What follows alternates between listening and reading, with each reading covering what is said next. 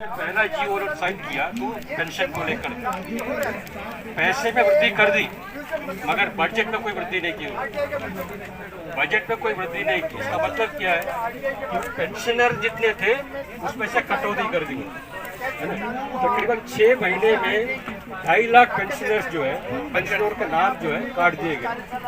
इसलिए पैसा तो बढ़ाया मगर पेंशनर की संख्या घटा दी। दूसरा, आसाम में 1250 है, बिहार में 1100 है, छत्तीसगढ़ में 500 है, गोवा में 3 धोरण है, 2000, 2500, 3500, गुजरात में 1500, हरियाणा में 3000, हिमाचल प्रदेश में 1500, झारखंड में 1000, कर्नाटका में 800 से 2000 तक अलग अलग धोरण है, केरला में 1600, मध्य प्रदेश में 600, महाराष्ट्र में 2500, मणिपुर में 300, मेघालय में 750, उड़ीसा में 1000, और 3500, पंजाब में 1500, राजस्थान में 1150, 1200 कितने 1200, सिक्किम में 1500 से 2000, तेलंगाना में 4000, पहले 3000 था भी 4000, उत्तर प्रदेश 1000, उत्तराखंड में 1400, बंगाल में 1000। ये अलग अलग राज्यों में अलग अलग धोरण है, अमाउंट की धोरण है, मगर उसका भी क्राइटेरिया भी अलग अलग है। जैसे आप केंद्र सरकार की बात कर रहे थे, केंद्र सरकार केवल 300 रुपया ही दे रही है। 2012 में 200 से 300 किया था, उसके बाद विकलांगता पेंशन में कोई वृद्धि नहीं की, और उस साथ में 80% डिसेबिलिटी चाहिए आपको, 80% विकलांगता का सर्टिफिकेट हो तभी केंद्र सरकार का पेंशन दे, केंद्र सरकार पेंशन दे। BPL कार्ड में होना जरूरी है, फैमिली इनकम की धोरण, ये बहुत सारे धोरण जो है केंद्र सरकार, अलग अलग राज्यों में भी अलग अलग धोरण है। दिल्ली में भी अभी 3500 करने की घोषणा उन्होंने की है, अब कब लागू करेंगे, क्योंकि बजट में प्रावधान किया नहीं गया। जब तक बजट में प्रावधान नहीं होगा तब तक इन तमाम चीज़ें उपलब्ध नहीं की है। हम केंद्र में मांग कर रहे हैं कि भाई केंद्र सरकार जो है, केंद्र सरकार खुद अपने बजट में प्रावधान नहीं करेगी, बढ़ाएगी नहीं, तो आप राज्यों को नहीं बोल सकते बढ़ाने के लिए। 2012 के बाद आपने नहीं बढ़ाया। जैसे आप कह रहे हैं कि वो प्राइस इंडेक्स के साथ जोड़ना चाहिए, प्राइस इंडेक्स के साथ जोड़ने की बात करें, 5000 रुपया केंद्र सरकार देने की बात करें, क्राइटेरिया जो है आप कानून में बेंचमार्क जिसे 40% से बाकी सब लोगों को शुरू होता है, तमाम राज्यों में 40 से ऊपर के लोगों को दिया जाता है, तो केंद्र सरकार भी जो है 40 का धोरण रखना चाहिए, यह मांग करते हैं। अभी थोड़ा सा और भी ये बहुत अच्छी बात है कि अलग अलग राज्यों में सर आप अपना परिचय, सर अपना परिचय।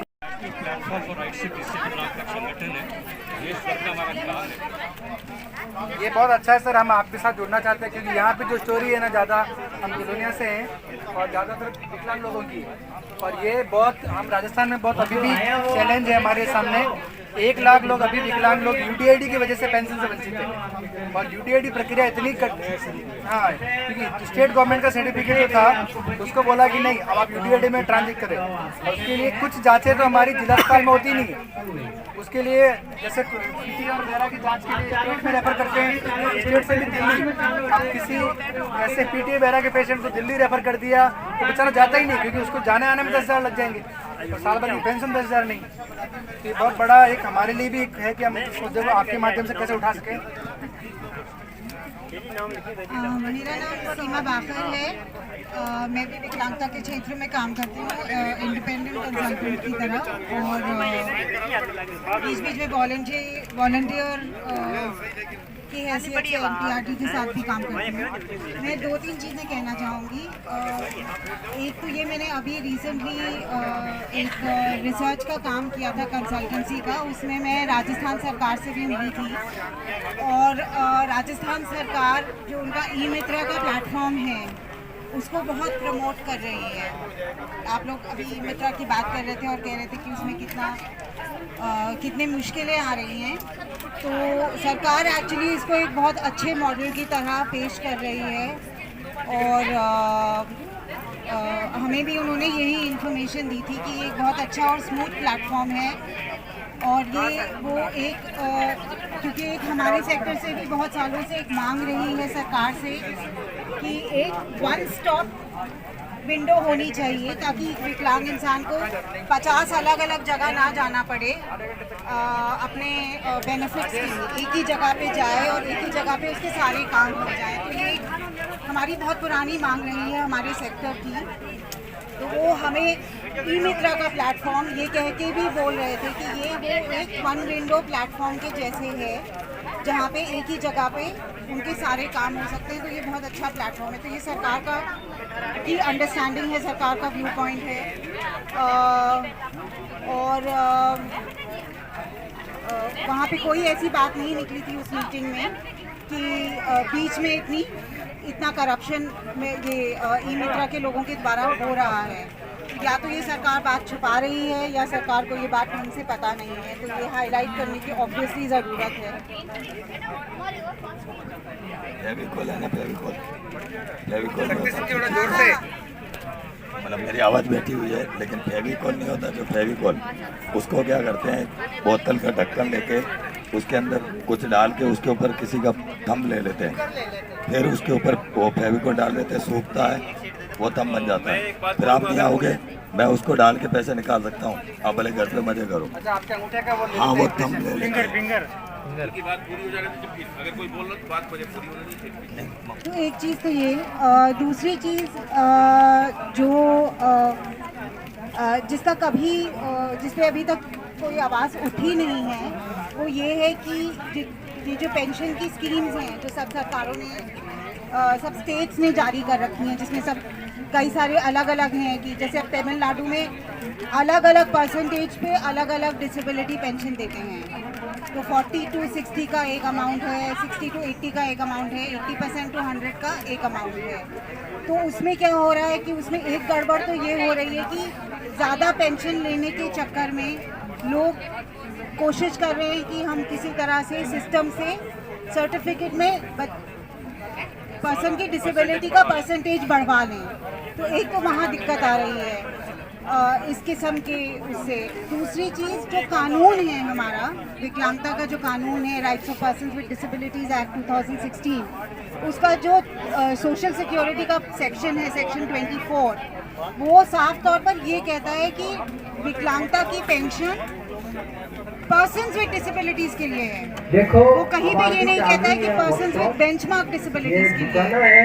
तो पर्सन्स विद डिसेबिलिटीज का मतलब ये हुआ कि ये जो 40% का बीच में मत खड़े रहियो, आप जाओ, ये दुकाना चल रही, इनमें कार्यशाला चल रही, कोई ना कोई बातचीत चल रही दुकाना में, तो आप निवेदन है दुकाना में जाओ, बीच में मत खड़ा रहो। ये जो 40% सब निवेदन है, सब वहाँ जो निवेदन है, अगर दुकाना में चला जाओ, के ऊपर 40% का 40% से ऊपर आपकी विकलांगता है तभी आपको पेंशन मिलेगी। ये एक्चुअली लॉ में नहीं लिखा है, लॉ में ऐसा कुछ नहीं लिखा है। लॉ में लिखा है कि सब पर्सन विद डिसेबिलिटीज को मिलनी चाहिए, जिसका एक्चुअल में मतलब ये है कि अगर आपकी 40% से कम भी विकलांगता है तो भी आपको डिसेबिलिटी सर्टिफिकेट और यूडीआईडी मिलना चाहिए और आपको पेंशन भी मिलनी चाहिए। मगर ये कभी चैलेंज नहीं हुआ है किसी भी स्टेट में आज तक। तो ये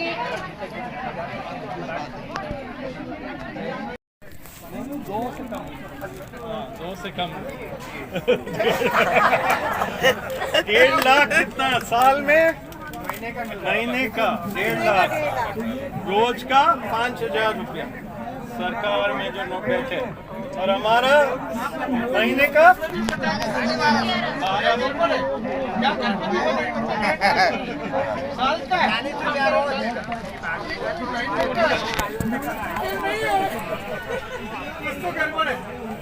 घर में नहीं दे रहे हम,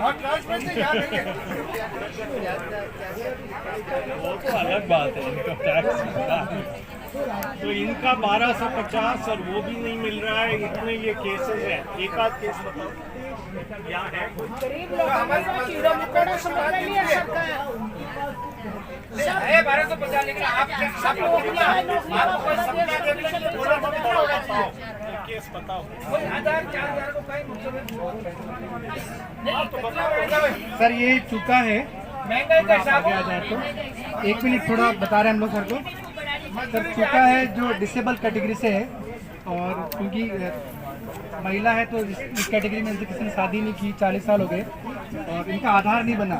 इस वजह से 2018 में इनका पेंशन स्टॉप हो गया, क्योंकि राजस्थान क्योंकि फिंगर वगैरह नहीं आते इनके और बचपन में नहीं बना। फिर अब एक बहुत बड़ी जटिलता आ गई कि आपका डेट ऑफ बर्थ सर्टिफिकेट चाहिए आधार बनाने के लिए, मैंडेट है, और वो स्कूल नहीं गई कभी, तो वो अब बना, वो एक संगठन के प्रयास से बना, लेकिन सरकार की तरफ से इसका पेंशन 2018 के बाद रोक दिया गया। अभी भी रुका हुआ है क्योंकि आधार अब बना है, जन्म प्रमाण पत्र बनने के बाद अब इसका पेंशन शुरू होगा। तो इस तरह के केसेज है सर, जो राइट इन्फॉर्मेशन की वजह से इनकी सूचना निकलवाई अलग अलग स्तर पे। ये सारे केसेज हैं, ये केसर देवी हैं, RTI से फायदा पहुंचा है क्योंकि इनका जन सूचना पोर्टल पर डेटा आ गया। डेटा संगठन और संस्था के लोगों ने इसका उपयोग करके सरकार के साथ पैरवी की कि ये ऐसा होना चाहिए। आप सभी चेहरे देख रहे हैं सर, सब साहिब।